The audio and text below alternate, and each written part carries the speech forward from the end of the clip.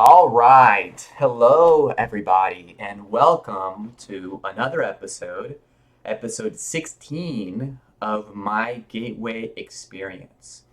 And the purpose of these videos is to document my journey through the Monroe Institute's Gateway Experience. The different focus tapes, there are a total of 6 waves and about 5 tapes on each, I believe. I'll have to double check that. Currently, I am on the tape called Release and Recharge. I believe it's the third. Maybe there's more than 5. I think there's a total of maybe 6 tapes, something like that, on each wave. And I am on the Release and Recharge tape.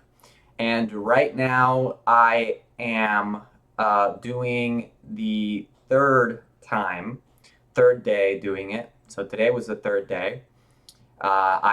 So if you haven't seen my other videos, do go ahead and check those out. That way you can get caught up. Yesterday I did the second one, and the day before I did the first, obviously. So yeah, everything is going good, and I'm gonna just jump straight into it. So right now it's September 9th, 2022. It's 12:21 p.m. Yesterday, I went to sleep at like, I don't even know.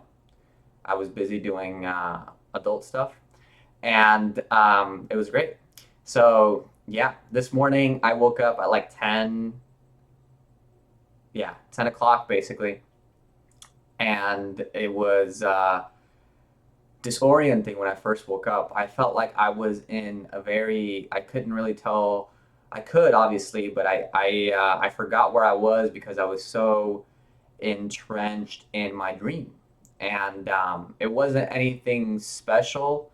So it's really not worth talking about. The main thing I want to talk about today is my practice. As I mentioned in the other 2 videos, this one is mainly focused on converting our energies from fear and then uncovering the underlying emotion beneath the fear and then transmuting it into clean, positive, joyful energy.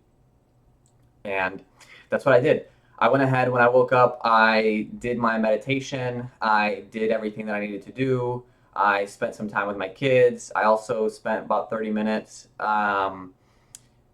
doing some business stuff. So basically, scheduling my week out and planning ahead. And when I went into it, I was very at peace. I didn't really spend too much time on my energy conversion box. I went ahead and did my resonant tuning, and then my rebel. And I think I did my affirmation a little early, kind of like at the beginning, just because I've been practicing it and saying it in my head. So I didn't say it at the exact time. I just went straight into focus 10. But I do want to talk about the affirmation because I said it wrong yesterday. I messed up like a few words and the order of a few phrases. So the affirmation is I am more than my physical body. And because I am more than physical matter, I deeply desire to expand, to experience, to know, to understand, to control, to use such higher energies and energy systems as may be beneficial to me and to those near and close to me. Also, I deeply desire the help and cooperation, the assistance, the understanding of those individuals whose wisdom, development, and experience is equal or greater than my own. And that's the entire affirmation. I think I nailed it on that one. But yeah, then I went into my focus 10, and the way I've been going into my focus 10, and even I didn't mention this, but the way I've been doing my rebel is just following the quick protocol. Because I spent 10 days doing the advanced focus 10, I feel comfortable with it, and I feel very naturally at peace and with doing it the way he taught us to do it, which is to just breathe in, hold your breath, and then when you hold your breath, you picture a circle, a moving circle, with the number 10 on it. And then as you breathe out, you blow it out and it encircles you. And so that's your rebound. And then doing my focus 10, I simply breathe in, hold my breath, focus on the number 10, 10, 10, 10, 10. Maybe I focus a little bit on relax, a little bit on, going limp and just falling asleep. And then I breathe out and then I'm in focus 10. And so doing that, Bob just comes into my ear and starts coaching me along on focusing on certain energies. And really, the energies that I'm focusing on are my fear and certain instances of irradiation of fear. And the one I want to talk about today, because I feel like it's fairly generic, it's not too personal, and it's pretty typical, is about how I grew up with a stepdad, and my stepdad, I was afraid of him, just being honest. He would always scream at me. I would come out of my room with my shirt off because in my room I felt comfortable enough to just take my shirt off. I would come out of my room and he would scream at me at the top of his lungs every single time to just put my shirt on, and it was very emotionally disturbing, and I was scared. Every time I would come out, I would get this sense of fear, like somebody's going to yell at me. So I would have to go back into my room and put a shirt on. But at the same time, a lot of the times I was just like, F it, So it was just instant animosity, instant. It's not the right relationship for a teenager. Really, I mean, I've known him since I was like, I want to say like 7 or 8. So, I grew up with this guy, and our relationship is fine now. It's nothing like that, but it's just the memory of my childhood and the emotions associated with it that I am looking to change. Because every time I think back on it, that's how I feel. I still feel that way sometimes, and I have to be very present in order to even want to have a conversation. And and that's how it happened. And I think that it has influenced my development, maybe in a positive way. But at the same time, I want to let go of that so that I can just be not carrying that weight around, And so the way I did that was by focusing on the emotion of fear that I would feel when coming out of my room and allowing that to just be in my energy conversion box, and then taking it out of my energy conversion box and then just allowing it to just bubble away.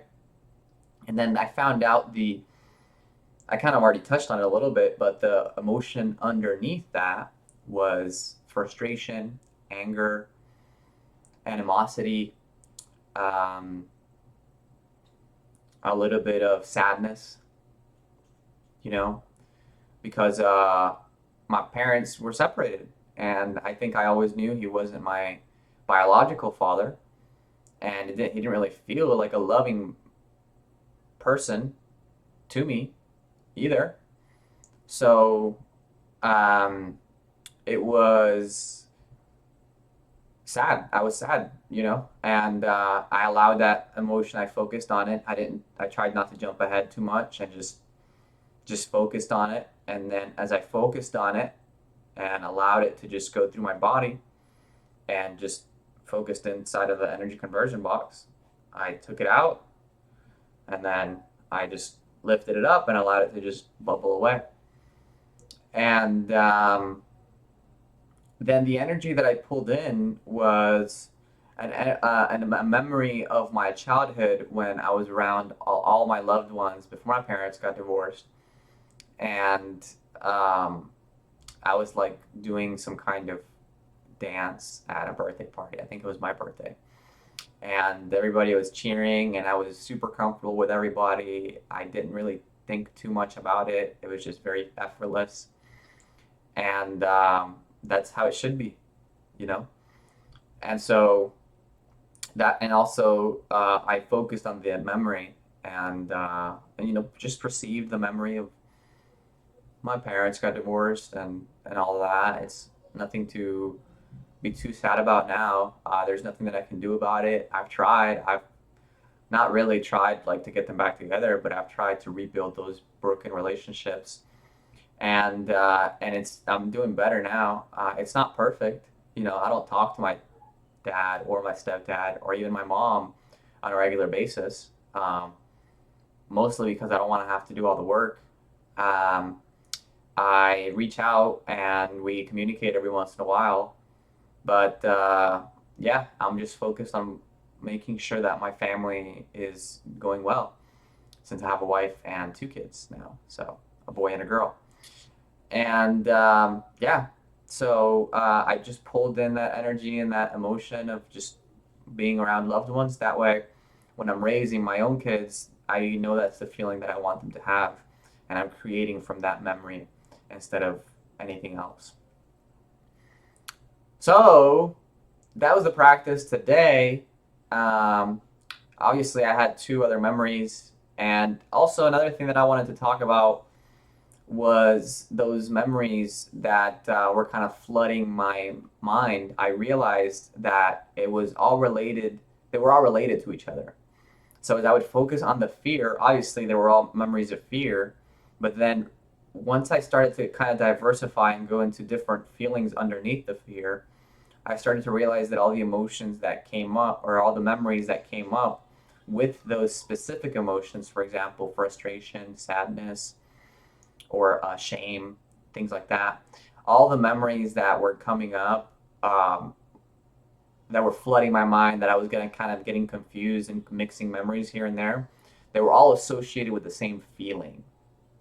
So individually, I wasn't feeling all those feelings at once, but they were all related to each other. So I think I am now more or less relating with my past self as um, understanding those feelings better. My whole life I have been uh, in a hard place understanding my feelings, and I think this practice has helped me quite a bit, even just with 3 days of doing this release and recharge practice. So I think that's going to do it for episode 16. Thank you so much for tuning in. If you are not practicing these things, I highly suggest you do because they are very beneficial and it allows us to show up in our life in a better way. So, until next time, I will see you guys soon. Peace.